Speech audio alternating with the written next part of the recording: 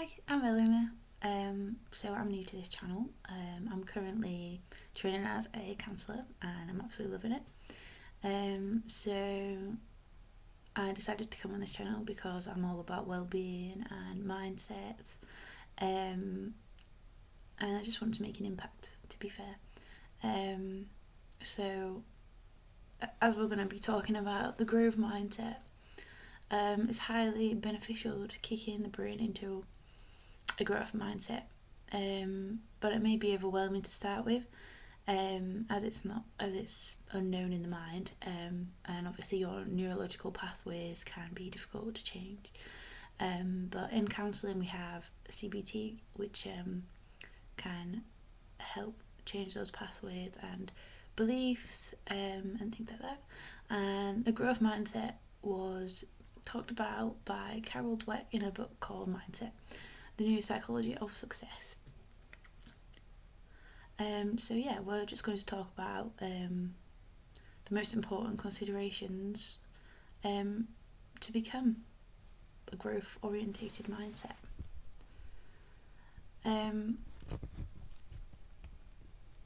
So really it's about realising your talents and knowing that your skills are not really fixed, and it's about being open and allowing thoughts and feelings to come and go, and that we are ever flexible and can be worked on and changed throughout any point in our life. Believing that you can do and achieve more if you put time and effort, working consistently, which is obviously easier said than done because it is difficult to get out of habits of thinking. But in the very essence, mindset is basically a self-perception, or your inner story that people believe about yourself, which is why it's difficult to change, because preconceptions of from when you were younger can obviously play a part, but if you are believing that you are bound to be successful, then that is kind of what you will be. But if you believe that you're a 9-to-5 worker for your whole life, then that's also kind of what you will be. Both of these can be true, and push you towards certain thoughts, which can impact your emotions and actions.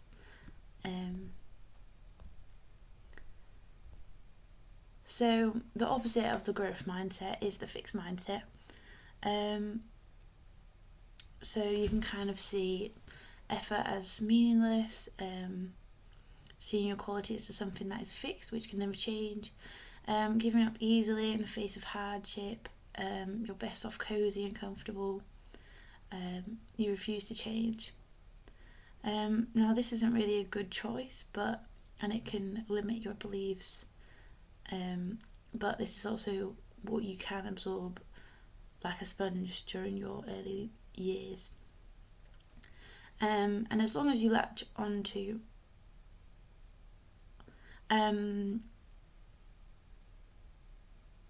sustainable change won't happen in this context, but if you are consistently working on yourself, the growth mindset is very much possible. The first step really is just recognising your behaviour patterns, and what I do is I keep a journal, which I find really helpful, to kind of process my thoughts and feelings throughout the day, and it kind of brings you more aware of what you're feeling in the moment, and brings you more in control of your life really.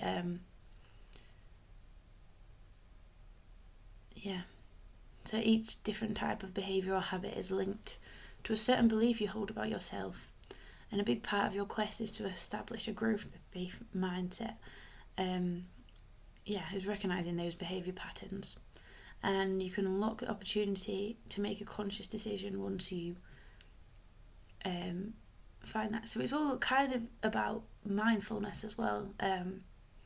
Is that day in day out being aware of what your thoughts are, obviously you can't be aware of every single thought, but if a really hard feeling comes up, then think about it, and just be aware of it, be able to sit in it, and I suppose make the conscious decision that you don't want to be in that mindset anymore.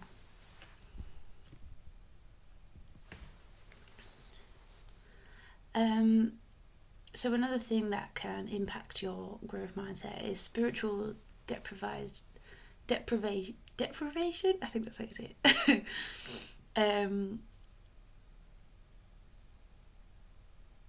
So yes, you just need to be aware of your thoughts, and obviously having a bigger purpose is always very helpful, because you're attaching to something bigger than yourself, so it makes you motivated to change because of that, that it goes past you. Because sometimes it's easy to neglect yourself because you can't see the bigger picture, but seeing that bigger picture can really help.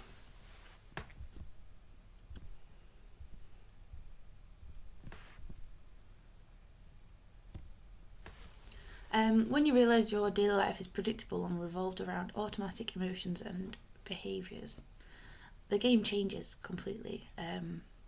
Especially if you're journaling, you will definitely become aware of more things that are within yourself. And I always think that personal growth is the best thing that you can do for yourself. I mean, everybody in Corona didn't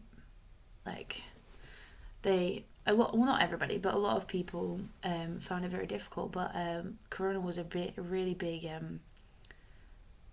personal growth for me, because I decided it's the end of the world, so I might as well reach my full potential. So I was exercising every day, and just becoming more aware of my thoughts and emotions, writing journals. So I think exercise is a big thing. It helps you become aware of yourself, I think, a bit more, and your emotions seem more manageable. But yeah, it's not easy to do something different than what you're used to, but in any moment you can change the course of your life. So when this happens, there's a shift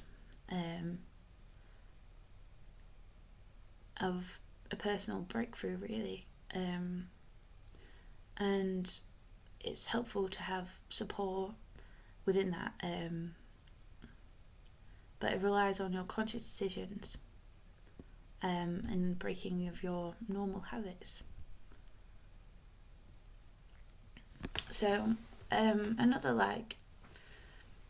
some tips, I suppose, on achieving this is to face challenges with excitement, the desire for the unknown and challenge is really good for you. I mean, I've never done anything like this on YouTube, and it's really scary, to be honest, but I know that it's going to make me grow and push myself to new highs, so yeah, it's good. Don't give in to negativity. I think that's probably easier said than done as well, but you can get into very negative patterns, so that's why journaling, being mindful, is really helpful, because none of you deserve to be in a negative place, and being trapped by your own critical thinking. So I'm sorry if any of you are in that place, but know that you can get out of it. Failure is also not the end. I think it's important to have failures in order to grow and achieve your best self.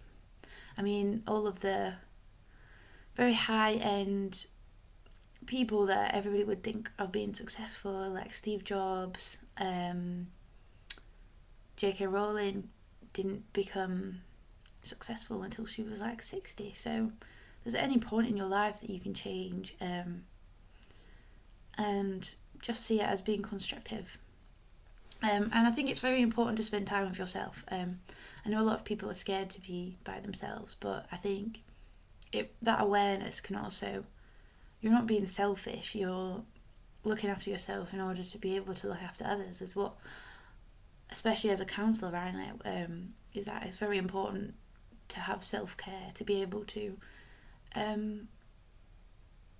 to be able to help others in life. It's just, you need to accept love for yourself in order to give love.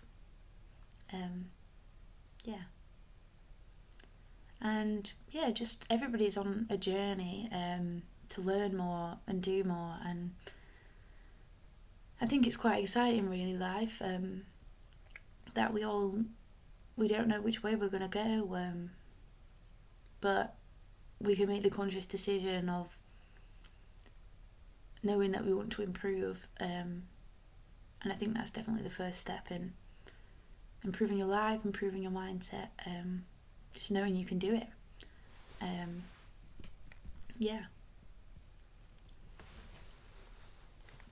So my take-home message is really that the growth mindset is mostly about overcoming limiting beliefs, and recognising your patterns, seeing the bad stuff, and trying to change it consciously.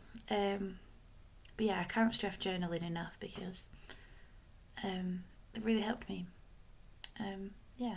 So I hope wherever you are, you have a good day, and I'm really excited to post this, to be honest. I know I've rambled a bit, but I am excited to share some thoughts and become a counsellor as well. So thank you for watching.